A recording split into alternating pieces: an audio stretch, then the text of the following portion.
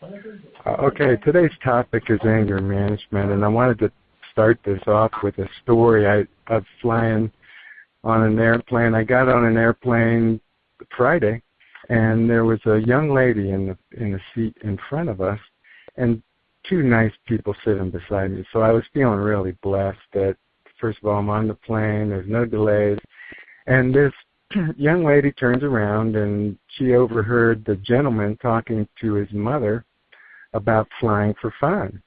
And she said, "Oh, you fly for fun. I think that's wonderful. I'm flying for fun too. I'm going to an anger management seminar, and I'll be there for 30 days." So I really think at that point in time, she's going to be certified instructor on anger management. Then she proceeded to tell this gentleman sitting next to me that she loses her temper and then starts pounding things with her fist. And she shows her hand, and there's recent scars and scabs where she's broken through and actually had damaged her hand in these fits of anger management. And so then she completes enough of her story. She flips around real quick and sits down. Well, this guy gives me one of those faces like, what was that just about? You know, it's just a visual face. But the girl had turned around and literally seen him giving me that face.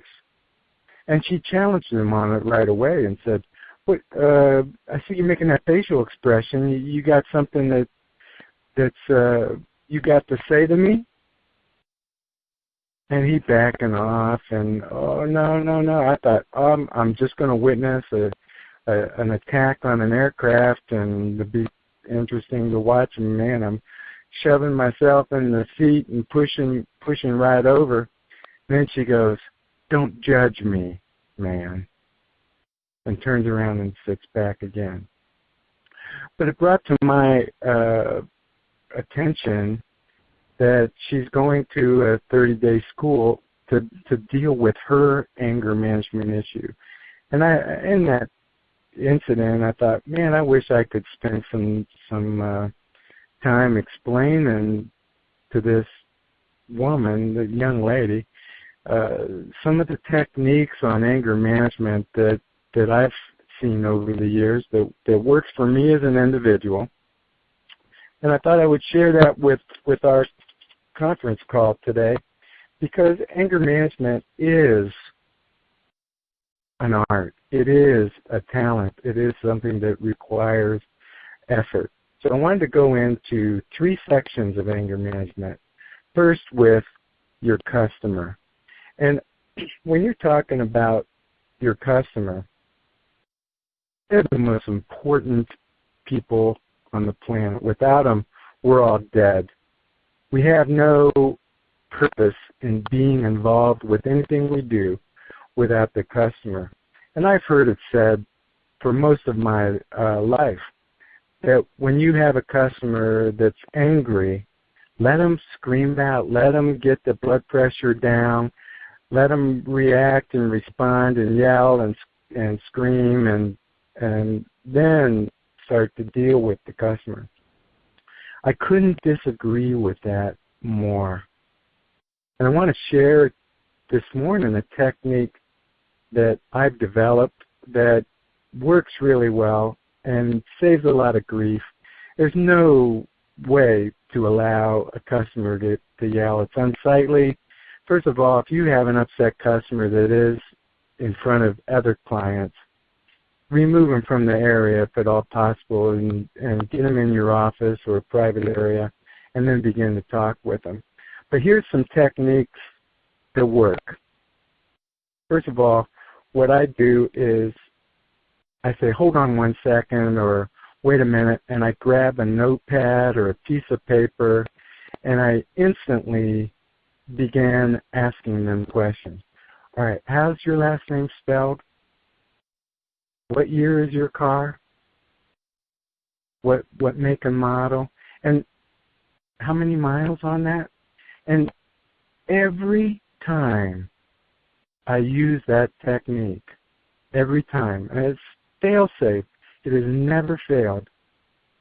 They stop yelling and screaming and start asking the questions. Now, I'll write down the answers.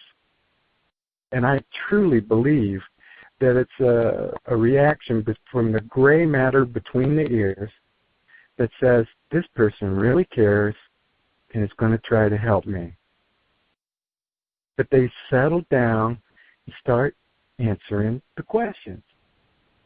Now, once you write it down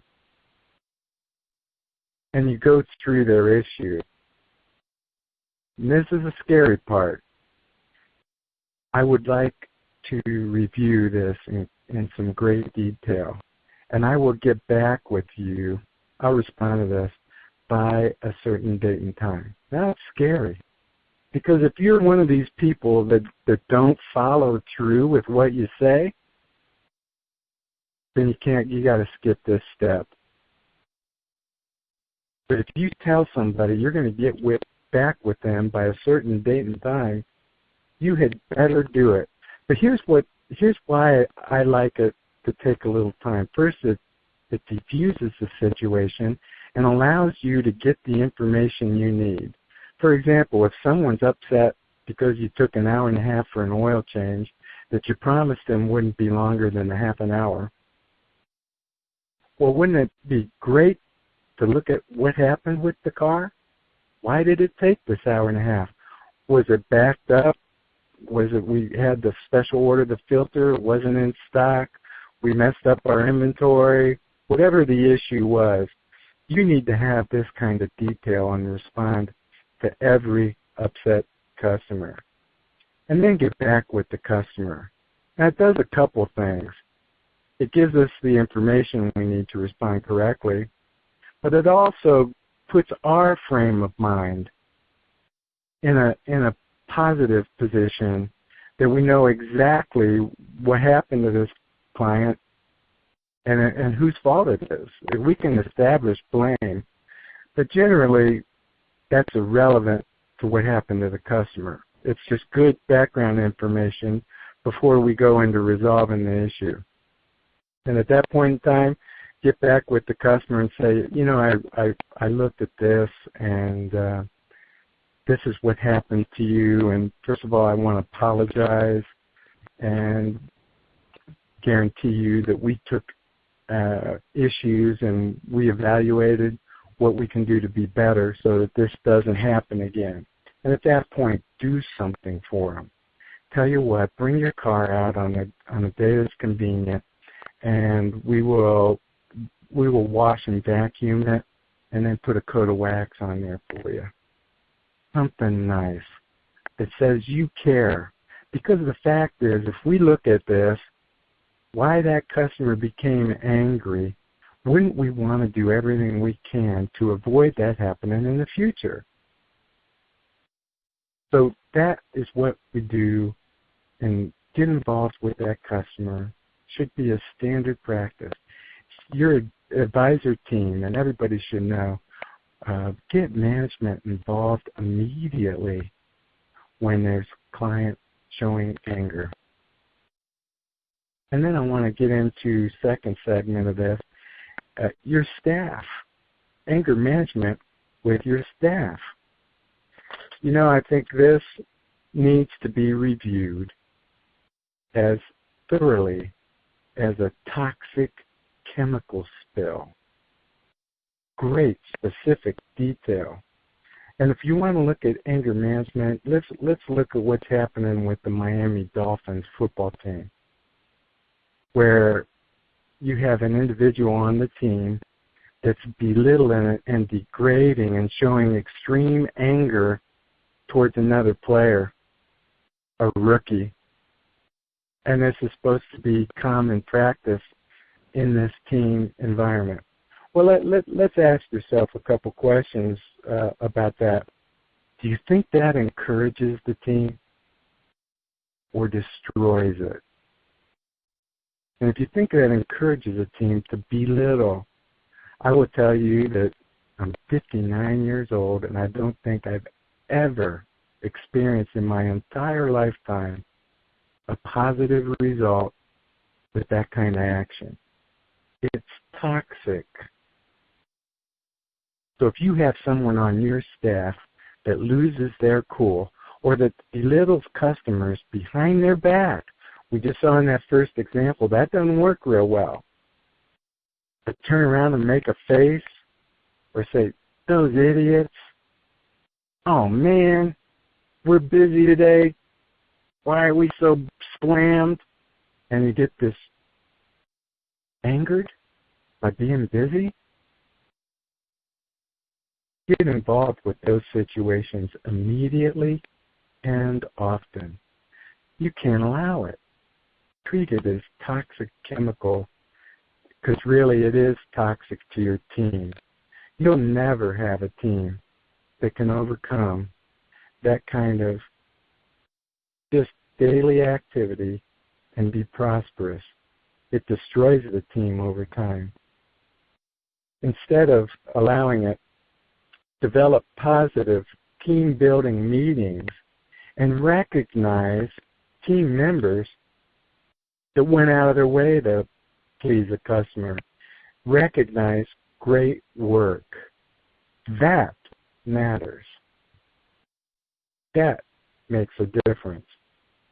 So instead of just having a staff on autopilot, allowing little criticisms towards customers, get involved with it. Make it a positive. To have these meetings, uplift and encourage. And then the third and last section on the anger management, who we need to manage, ourself. You see, the gray matter in between our ears is like a computer. Garbage in, garbage out. You've all heard that. It's called GIGO. Garbage in, garbage out. And I've had times where I've been angered in the past. Someone did me wrong, or I've been angered. I've got a good reason to be angry. And I'm going to share with you that serves no purpose. So here's some tips on how to manage yourself on anger management. First, don't overreact to an issue. Instead of reacting, which is always a negative, if you have a reaction to medicine your doctor prescribes, it's never a positive. But if you respond, if your body's responding to medication your doctor prescribes, that is a positive. So let's look at ways to respond to things that create anger.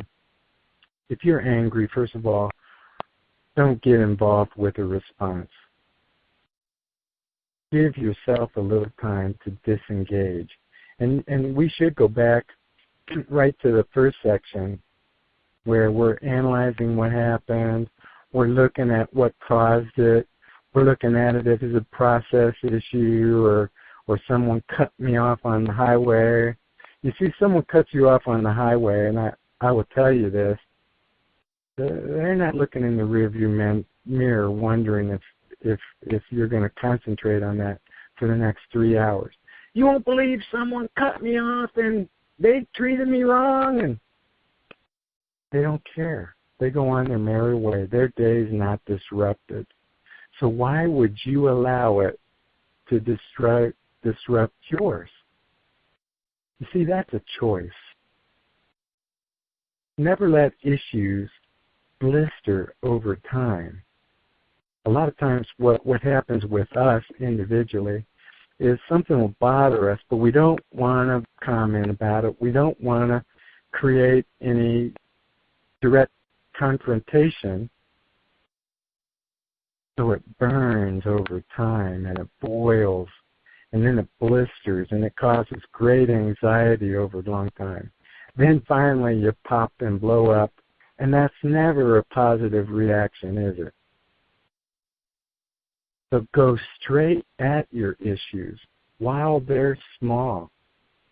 Talk about them, not in a fit of anger or rage, but as a way to address and respond to the issues that are in your life. Go straight at them.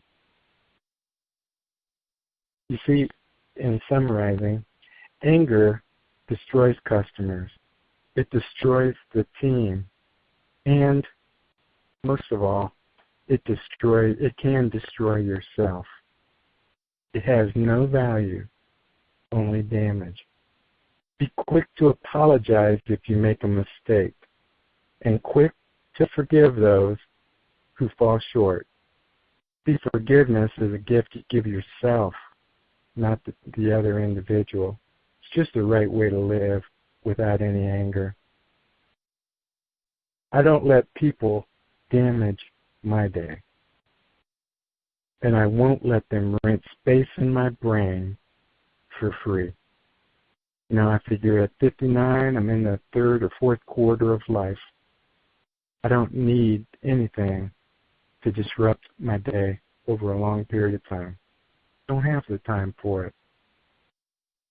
Hope you take this message, look at it in detail, and implement some change in your life so that we can control and manage anger. All right, Mike, again, you can press the number 1, raise your hand. In this case, we're just going to open the lines for a bit. If anyone has a comment, you can do so at this time. So, Mike, go ahead and open up the line. The lines are completely open, gentlemen.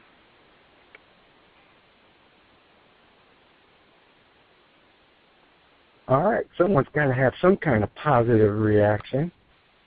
Or are you angry?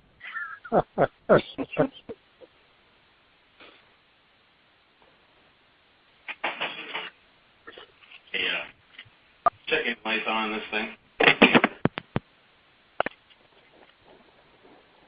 All right, folks. Well, if there's no Mark, comments, then I'm sorry, Rob. Mark, did you have a question or? Yeah, I just want to do a little bit of feedback. Rob, I completely agree with you. Basically, the methodology that I've used in the past with an angry customer is right along the lines of what you just described. You know, we're all on the drive. We see what happens when there's something going sideways, and you can almost see the steam coming out of a customer's ears when they're upset about something. It doesn't even have to be verbal. So what I've normally done is I've approached the customer if it's gotten to the point where I feel like it's accelerated beyond the means of an advisor or an ASM, and I'll engage the customer and say, "Sir, ma'am, I can see you're very upset about something. Why don't you step in my office here and let's talk about this? I want to help, and let's see what we can do to resolve the issue." And you're going to get that same kind of reaction from them that along the lines of what you just described. And a lot of times what I'll do, too, is if they're really upset, I'll try to focus on their issues, make notes, and maybe kind of swing the conversation or segue into some part of the conversation that once you've addressed their issue and they're at that stage where, okay, you heard me out, what are you going to do? And you describe what you're going to do, and then it's very important that you do follow up. But close it on something that really doesn't even have anything to do with the issue. Maybe something in there, hey, I'm new to town, and I see that you're from here, and, is there a good restaurant in town? Something that'll take that you can close with that takes the focus off the negative aspects of the encounter. And I've used that as well, and along the lines of being in the third or last quarter of our life cycle, I have a whole lot more tolerance for people that are angry than I did when I was younger, and it is a science, and it is a field of study that we need to be on top of, because it happens pretty much every single day in one respect or another, and our ability to manage that does shorten your life cycle. And Life is just too short. All right, that is wonderful. Thank you, Mark, for sharing that. And too, I think too the location matters. Like up in Ohio, the weather and a sunny day is a rarity. A lot of clouds. Imagine Seattle with all the rain that they get out in Seattle. And then you go into sunny Florida, and man, it's easier to have a good attitude when the sun is shining and all of it's there, but when it's a snowy day and full of clouds and gets dark at 4:30, man, it does create some challenges in the environment too. But thanks for sharing those remarks, Mark. They're right on. Very positive. Thank you. Appreciate that. Anybody else?